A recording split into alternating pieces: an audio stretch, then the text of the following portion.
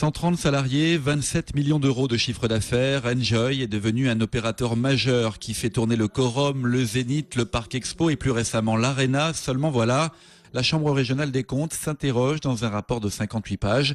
Elle pointe l'évolution de l'activité d'une société d'économie mixte gérée à 84% par 3 collectivités, la région, l'agglo et la ville de Montpellier. Une position dominante et une gestion publique avec des règles du privé qui interpellent les magistrats. Enjoy considère que le fait qu'elle ait une activité commerciale suffit à ce qu'elle soit exonérée des règles de mise en concurrence.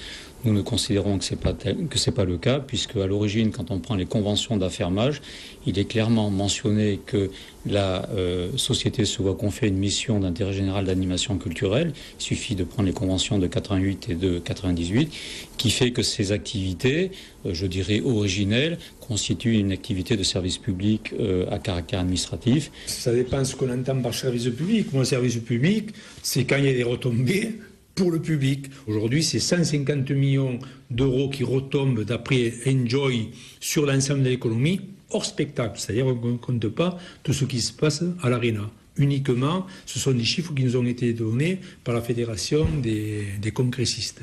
Reste le chantier de l'Arena entre 2007 et 2010. Pour la Chambre régionale des comptes, le jeu de la concurrence n'y aurait pas été satisfaisant. Le budget de construction est passé de 34 à 72 millions d'euros. Enjoy justifie en expliquant avoir voulu améliorer la qualité finale de l'équipement au fur et à mesure de l'avancée du projet. Mais les magistrats s'interrogent sur les procédures d'appel d'offres pendant ces travaux. Nous avons notamment soulevé un certain nombre de dysfonctionnements, notamment le fait qu'il était que dans bon nombre de cas, 45% des cas, les appels d'offres avaient été déclarés infructueux, car dépassant les coûts estimatifs de l'opération du maître d'œuvre, ou alors parce que présentant un caractère inapproprié, sans pour autant que la motivation soit toujours explicite et traçable. Résultat, Enjoy a eu recours à des procédures de négociation directe avec les candidats. Une procédure abusive pour les magistrats. Faux, répond la société d'économie mixte. On n'est pas soumis à l'ordonnance de 2005, contrairement à ce que dit la Cour des comptes.